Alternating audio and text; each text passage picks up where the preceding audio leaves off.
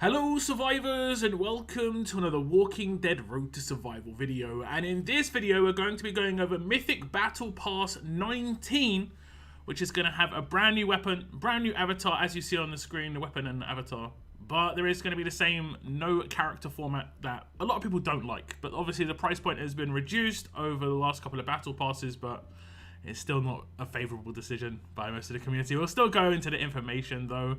And the event times are as follows. It starts on the 24th of January at 4 PM Pacific time, and it ends on the 21st of February at 4 PM Pacific time. And we'll go through the information. It says each season of the Battle Pass will offer an all-new exclusive 5-star weapon, a unique avatar, up to 20,000 advanced mythic tokens and 20,000 ultra mythic tokens.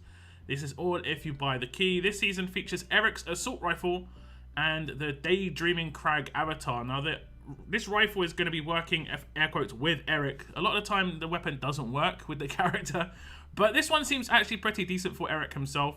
It has got 40% HP, 40% defense, improved elusive impair, so he's got a 60% chance to impair the enemy and get elusive for 3 turns when being attacked. And in the last slot, it's got deep cuts. Now you can craft part of this. It says at the start of each turn, all enemies get 35% heal reduction for 1 turn. That part you can craft. But the second bit is, and a random enemy gets 2,500 hemorrhage damage. This is actually really, really good for a couple of different parts of the game, obviously. It's going to be good in raids, on attack and defense. Just slow on attack, nice on defense, just basically puts pressure on the attack team to actually get things done. Otherwise, they're going to slowly get taken out. It adds 2,500 hemorrhage damage every turn if someone has hemorrhage on them as well. So the first turn will be 2,500. Then it will go to 5,000, 7,500, 10,000. They take that damage every turn. But it also works in faction assault. This will work in any faction assault. And there are some faction assaults that are going to be harder based on the teams that we can use. At the moment, we've got allegiance requirements.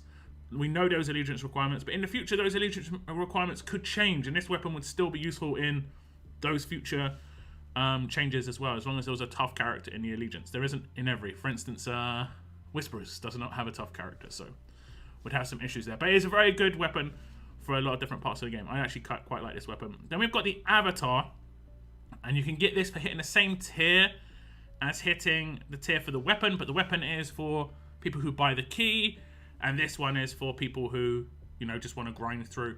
And you can see the character here. It's a bit zoomed in, but you can see the character here. They're riding a dinosaur. But if you take a little look down the bottom, it's got a zipper on the dinosaur, so it potentially is like a toy. I think it was called, what was it called? Daydreaming Crag Avatar. So that it potentially is them. This character's called Crag, and he's having a daydream of riding a dinosaur, but it's actually maybe like a teddy or something. As you can see by the zip down the bottom. Pretty cool, pretty cool. We've seen this character before, guys. We have seen this character before, and I have got a picture of him. It's this picture right here. It was on this banner for forever. Forever. This has been highlighted quite a few times. You can see this character in the background, kind of with like the Robin mask on, with a I don't know what he's saying, like a club over his back. Could be a baseball bat, I guess. He's going to be a kid, but we've seen this character for a very long time. I think this has been up here for about a year, maybe longer. So this character has been around in the background, but could be soon coming to RTS as an actual character release, because they're doing an avatar. I think this is the last character from this banner that we don't know, where they're from. You can see Clementine in the bottom left-hand corner. That's the first time we saw Clementine, so on and so forth. So, yep, kind of cool. I like it. So we go back to the info on the actual battle pass itself. The daily recurring missions are going to be pretty much the same. Looks like they give the same amount of points. I don't see any changes. The only one that could potentially change is the arena mission, just because a lot of people complain about the arena mission, just based on the timings. That's the only one that I could ever see getting removed, and it would be nice if it was removed and just, change for walker, take down walkers or something, but whatever. Now we're going to go through the battle pass. You can see on the left-hand side, you're going to get this for free. All these rewards on the left-hand side for free. And on the right-hand side, you get these on top if you buy the battle pass key, which I believe costs $10. I think it's been reduced to $10. On the web portal, in-game, wherever you want to buy it from. So we can scroll down, and I don't think there's going to be anything too special early on, but there might be some... Actually, they don't do like actual specific platinum mods anymore, do they? They do random every time. But there might be... Is there a Paragon mod in here now? I can't remember. We'll keep scrolling down. They kind of combined the old weapon pass and battle pass, removed the character. It's kind of a lot together. You get some advanced tokens at 25. I think we've going to have some ultra tokens coming up soon enough. Ultra tokens at 40, 5k for free to play, an extra 10k for people who want to spend. And then there is a Paragon mod. So there's a random Paragon mod at 48. Then you get a bunch of silvers at 49. And then at 50 you get the weapon. If you buy the pass, you get the avatar for free. And then there's the bonus tier. And bonus tier gets an extra 5k advanced and 5k ultra for free to play. And then if you've bought the key, you get up to 100,000 silver mythic tokens, which is just 10 more silvers, which is good for some people, not so much for others, but it's just some extra tokens. So if you want to properly grind this out as a free-to-play, you can get yourself 10,000 advanced, 10,000 ultra. You get lots of extra bonus like tokens on top if you actually purchase the key. Now, I think this battle pass, compared to some of the more recent ones, just based on the weapon, is probably a nicer battle pass. That weapon is looking pretty good.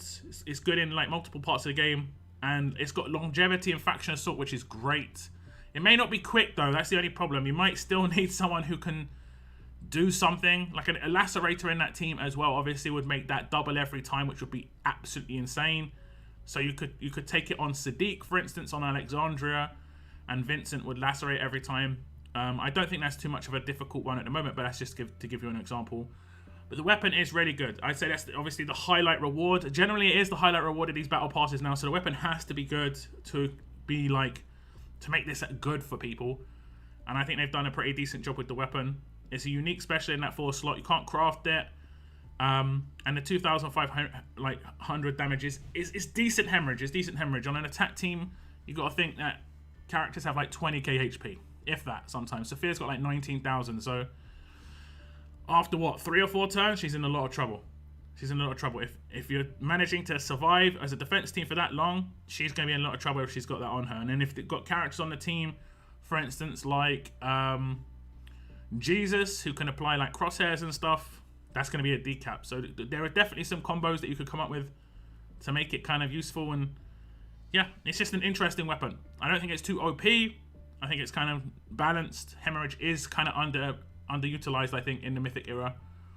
But I kind of like the weapon. I've always liked Hemorrhage, though. I've always liked Hemorrhage.